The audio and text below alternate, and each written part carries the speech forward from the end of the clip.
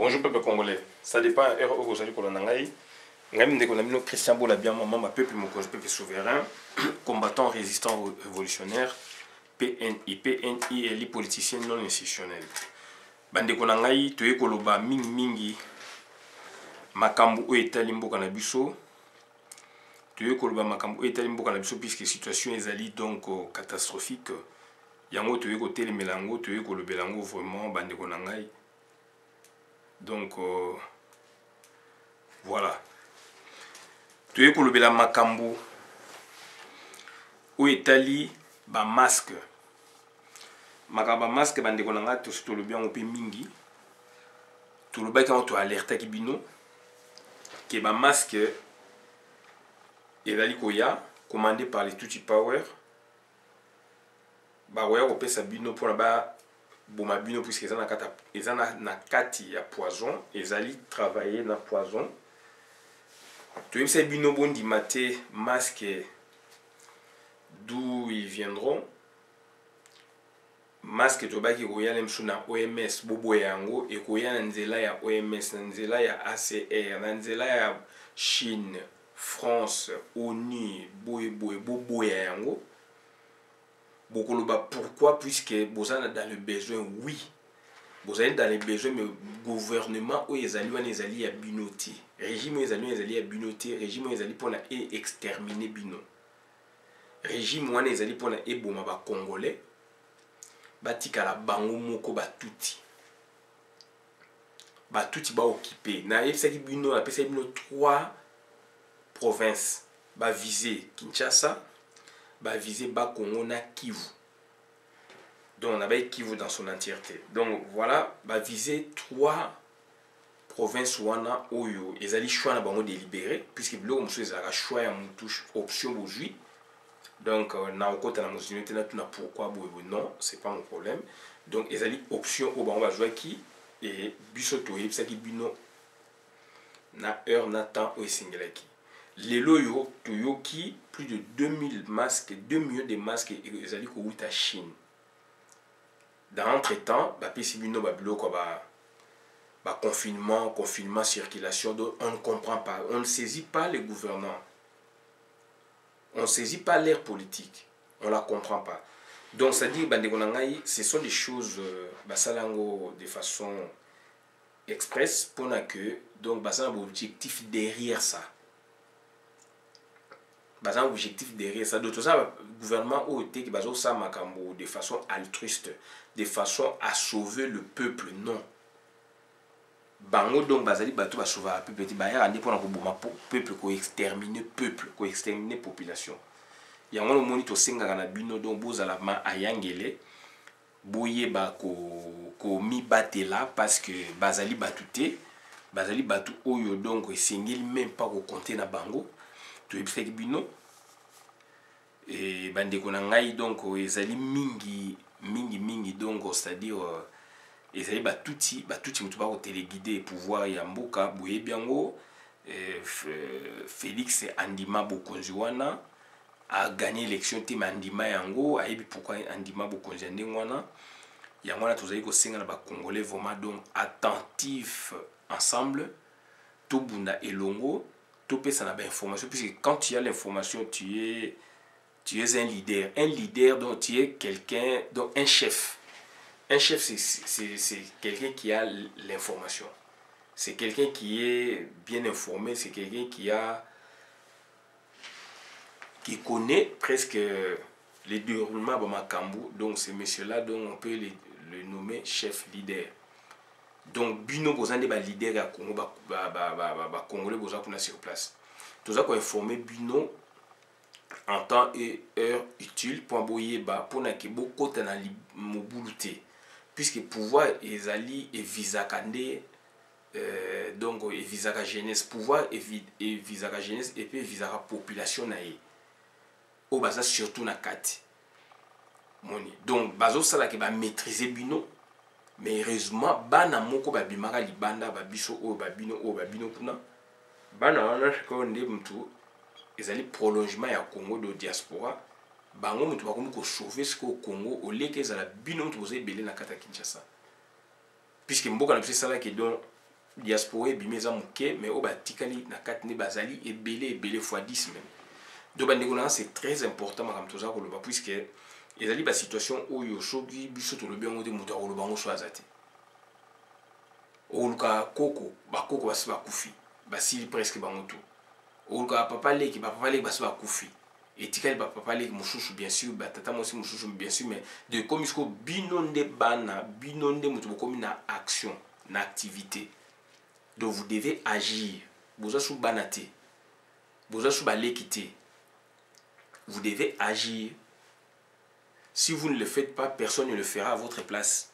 Donc voilà un peu le discours que vous avez comme pour comprendre 2 millions de masques y bah on peut s'abîmer pour fileter bah on va teke la bino et dans notre genre bah teke le bino et puis bah tirer poison à 4 pour beaucoup fois. Bandi kunanga c'est sérieux. Mutu o akolata masque wana ezali à ses risques personnels. Ngai na yebisaki bino. Na yebisaki bino avant que namona ba ndenge ba masque ezali koya na lobaki yango avant puisque donc information eutaki na source et donc mutu wana azalaki na bango tant baza ko sepela makambo coronavirus ko pona ba exterminer ba congolais. Abi non donc ata naza congolais te mais donc du moins bato wana ba bikisi biso enfin na koli na tangi na bakelasi na compte ya politique ezalaki liboso donc je ne peux pas accepter que Congo ngai na yi fanatique nango ekufa d'où abengi apesi information on a observé ezali information vraie des informations vidéo puisque na moni yi première fois na sala ki na lobaki on o des informations puisque na moni na moni ni nango donc moment nango ebelemi yango esengi to beta cité do bande ko na ngai donc bo sala attention to yebisaki bino par ailleurs bo ya ba masque na me bo luka ba foulard ba écharpe au kangi munoko kangi zolo au marché bien ba pays ya Sahel ba sala yango depuis des siècles. Donc voilà donc baza toujours na kuna bango na écharpe ba c'est comme ibal bakanga elongi bakangi écharpe do bato wana pona corona ebimela bo eyela bango boye za moi pasi na monaki bato musu basali pe dongo c'est-à-dire masque na ba feuille masque na ba feuille na éviter ceux qui donc ils allaient valider mais du moins ce sont des initiatives à encourager na place où masque ezalité na bamboko masque ezalité bato ba ko recourir na makasa c'est normal bato ba recourir na makasa ezali normal donc yango wana bandeko na ngai donc toye ko yebisa bino de sorte que donc tout faire attention vraiment attention makasi parce que situation la biso est catastrophique masque wana donc ezali coopération ya ba chinois to ba chinois nyo sauté na ba gouvernant oyo bazali na biso oyo bayiba pouvoir balingi kokende te do bandeko na ngai ezali pasi mingi ko travailler na bato oyo oyebi bango ke bazali bato mabe mais on ndimi ozala na bango côte à côte. Moi aussi je me demande quelle est cette politique. Au lieu bien que mon toit robomanga il soit la salle ya robomanga mais bozala na yo ondima payer bovana na yo comme c'est ndeko na yo attaque sangwango ata je ne sais pas donc attaque sangwango ata bon temps weleki il faut se prémunir bandeko na ngai donc bandeko na ngai ezali kosala ngai pasi mingi na situation oyo tokomi nango na situation tokomi nango oyo ke bato mususu eza koloba yango lokomo te situation tokomi nango oyo bato mususu bazali komona ke donc tozali peuple moko naïf alors bango pe bazali na biso pe bazali pe koyiba biso oleke ba informer biso ba former biso non yo ndeko yebi géographie ya Congo bien te ngai pe ndeko na yebi géographie ya Congo bien te ça c'est vrai eza na bato ba yebi géographie ya Congo malamu koleka ngai na yo na ko douter te ndeko ozali na raison eza na bato bayebi géographie donc c'est-à-dire économique politique ya Congo koleka ngai na yo. Là j'en suis conscient. Donc bato wana ba mettre na bango balakisa bango réalité ya Congo, balakisa bango réalité Afrique, mais ils sont africains. Ce sont des gens où bazo former bango pour ba koma lobi ba leader, ba koma lobi ba leader bandeko na ngai. Alors il y a des leaders charismatiques naturels, mais il y a des leaders fabriqués pour lobby bayaba la bino masolo.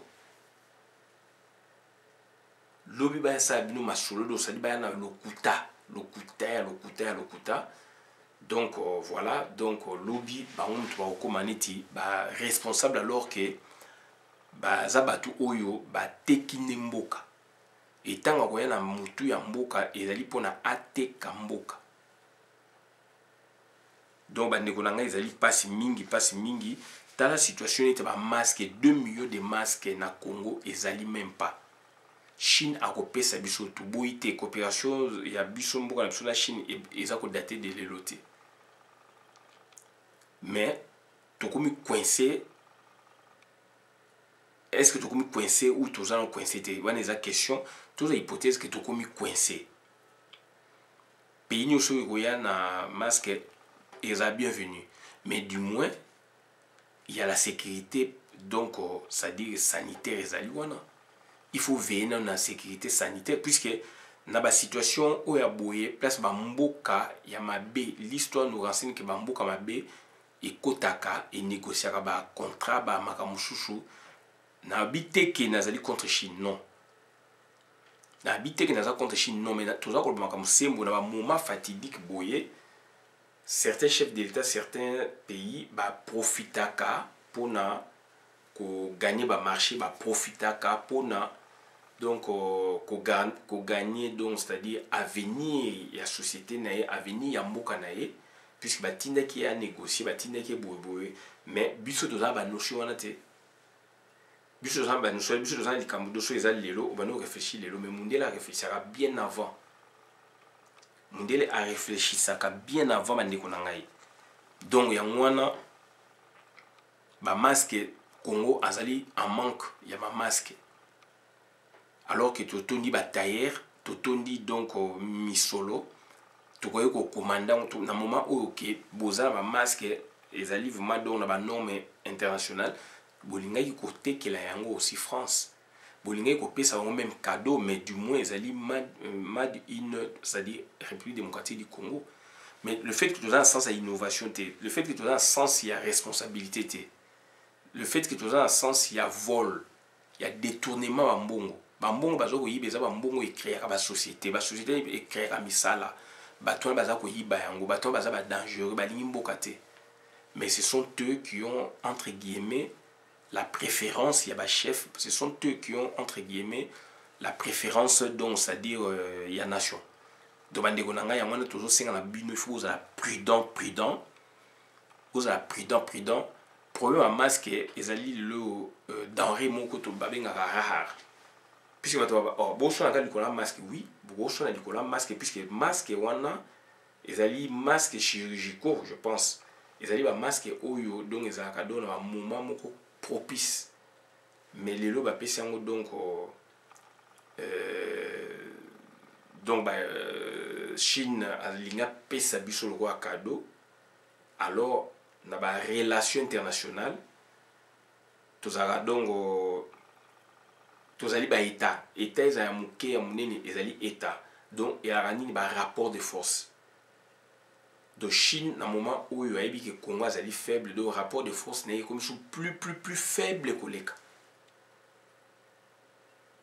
Donc et là beaucoup que a été hier dans un moment où ils allaient ba makambezo les candiens dans un moment où donc les dirigeants là travaillent de sorte que ils vont asseoir, n'est-ce pas, leur statut, bon autant fléau et aussi la virus et aussi la mbalamoko bon mon abatu parler na bino neti ke parler na bino na actualité parler na bino vraisemblablement na actualité puisque bazali ko suivre de près donc bazali découper l'actualité, voilà, c'est ce que j'allais dire. Donc bandeko na ngai ezali pasi mingi, Congo le laza problème à masque et tokomi kozela ba masque on ezali koyana banzele belé toujours koyoka lelo OK ba ko empoisonner batu ba osala boye et ba masque intention ni bazali nango wana ba masque et puis na ba journée ya ba libre circulation toujours neti ba masque na journée à libre circulation toujours un masque na ba journée oyo donc ya confinement donc importance ya ba bloc wana ezali wapi na moment nini et puis pourquoi autorité provinciale a quoi agir na lolenge oyo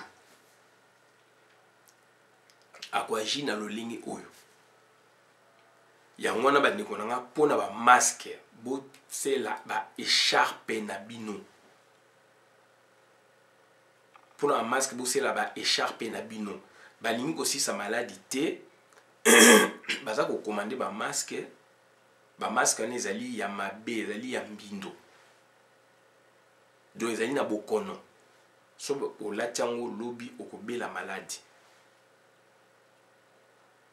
et bango donc osadi balingaka bakongole bakufa ebele bazali prêt basi basali yango mpe ya koteka Congo na bapaya na mindele et bani koya malema ba village babani ko somba malema village ya mutu chef coutumier zo teka yango soki chef à famille est-ce que ça mboka na yeza village na ye ou ezali est-ce que ezali ya ye obeye pa ko akita nango voilà la situation où tous allez confronter nango bandeko na ngai yango tous au senga na bino nyos tout donc il faut que ça là ensemble tu veux parler mingi na makama masque to pekisa bino lelo ebimi et là koya kebele donc il faut que la disposition de bino en tant qu'adulte. C'est là où on vous qualifiera de responsable ou d'irresponsable. Donc j'ai dit, je vous remercie pour la vidéo, madame la communauté. Ngai Christian Bolabiama, membre Pepe Mokonzi, Pepe souverain, combattant résistant révolutionnaire, PNI, donc Ezali, politicien non institutionnel. Donc Ngayo Christian Bolabiama, merci. Membre ya Pepe Mokonzi, Pepe souverain, combattant résistant révolutionnaire, PNI. Merci.